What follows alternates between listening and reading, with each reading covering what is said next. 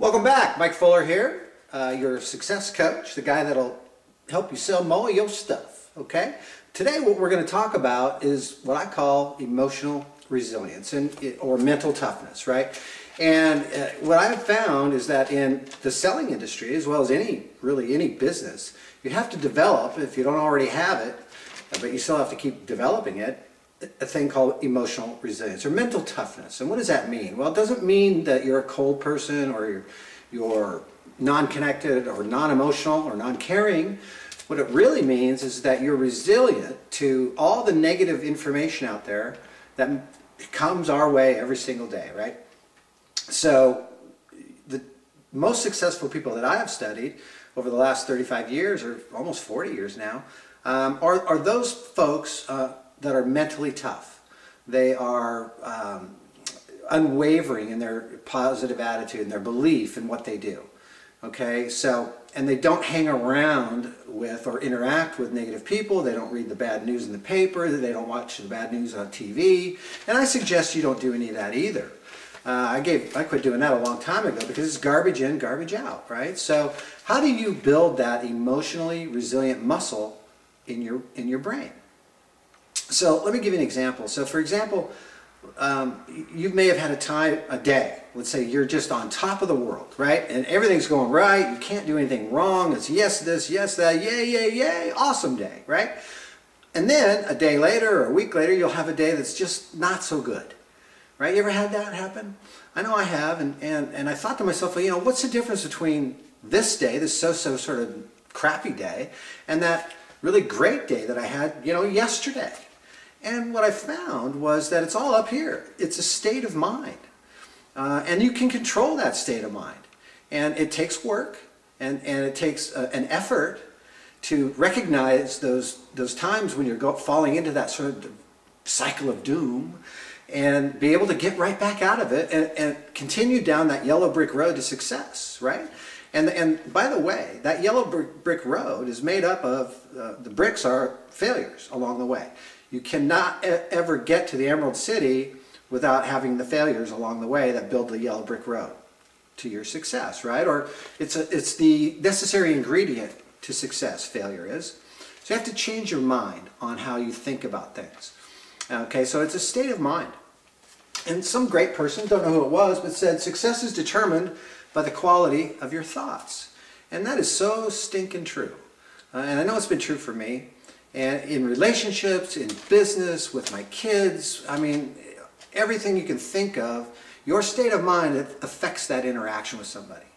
Okay, so you need to take control of it, frankly.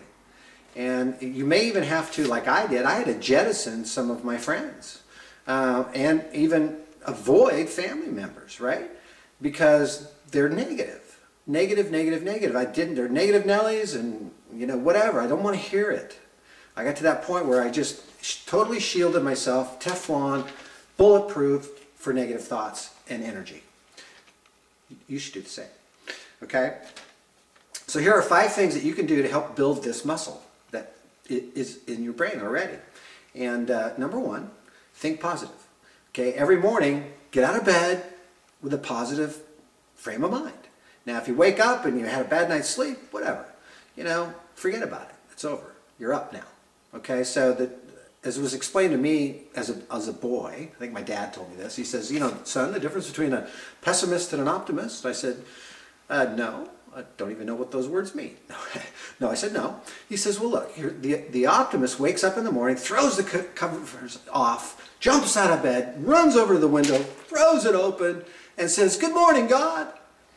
Whereas the pessimist, he said, wakes up in the morning, hits the snooze button 3 or 4 times, peeks out from the covers, crawls out of bed, crawls over to the window, peeks out the window, and says, good God, it's morning. Okay, so those are the same 4 words, just reordered, right? Positive, negative. You have a choice, okay? It all is controlled in the 6 inches of real estate between your ears. So that's number 1. Think positive, okay? Number 2, whenever you can, I want you to praise yourself for every little goal you achieve, for every nice thing you do for another person. You know, pat yourself on the back. praise yourself. Say, hey, job well done, or, way to be there for a friend or a family member. Whatever it is, the more you do that, the better you're going to feel about yourself, and the more positive energy you're going to be able to have and manufacture within your own brand. Okay, so that's number 2, praise yourself. Number 3, change your perspective on failure. Realize that failure is the single most necessary ingredient for success there is. And every great accomplisher in whatever it is, sports, business, politics, whatever, they don't see failure as failure. They look at it differently. It's a learning experience. It's a game they have to play to win. It's a way to develop your sense of humor is another good way to look at it. So when something bad happens to you, or you have a bad experience with somebody, or a customer is mad at you, whatever, you either deal with the problem, if it's a customer, right, and take care of the problem, or 2, if it's just somebody being negative, like somebody slammed the door in your face, or hung up the phone on you, or called you a name, or whatever, forget about it. Let them have a bad day. It's their day. It's their bad movie playing in their mind, not yours. Don't let it affect you, okay? Shut them out, move on, all right? Change your perspective on failure. Okay, number 4, share your feelings and don't dwell on the negative. So, whether you had a good day, so-so day, fantastic day, whatever it might be, share your feelings with somebody that you trust, a trusted friend, relative, family member.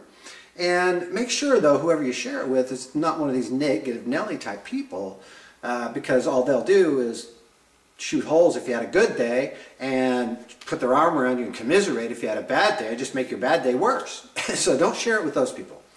And learn to laugh at, somebody slamming the door in your face. Make it fun. All right. So maybe it didn't feel good at the time, but don't feel down about it for more than a minute or 2. Okay, and just move on. All right.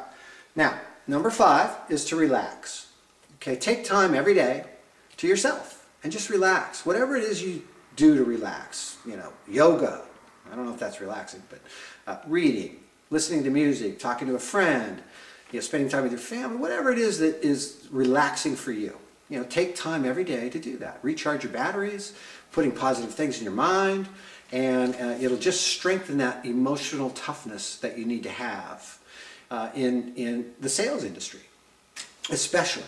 Because we get told no all the time, right? I mean, and that really cripples some people. Will fold up like a lawn chair. And don't let yourself be one of those people. You learn how to control the real estate between your ears. All right? So with that being said, I'll tell you a quick story. I think how I probably started building my emotional resilience was as a kid, but then further developed it in sports. And I played baseball and basketball and all that stuff in high school. And I used to have a friend who was like 6'5", and I'd invite him over to play basketball every night after school. And I had a hoop in the driveway, and so we're playing basketball, and usually I won, but after about the 15th game, right, to 20, that we're getting tired, but if he won the 15th game, even if I'd won the first 14, if he won the 15th game, he didn't get to go home yet. He didn't know that, but I basically said, he was tired, I want to quit after he wins. So I said, no, let's play another game. Then if I'd win, I'd say, fine, we're done. Okay, so I want to end it on a positive note always, right? So it was a sort of competitive thing, right? And then, as I got into my real estate career, I knocked on doors every single day for 10 years, every day. So I ate rejection daily. And it became a real game for me, and it was a challenge. It was more fun than anything. Because really, every time I went out there, I'd have some rejection, but I'd also have a lot of positive experiences. So, that being said, get out there, go make a sale today, have some fun, relax, practice your emotional resilience training, because success is determined by the quality of your thoughts. So, thank you for joining me. We'll talk to you soon.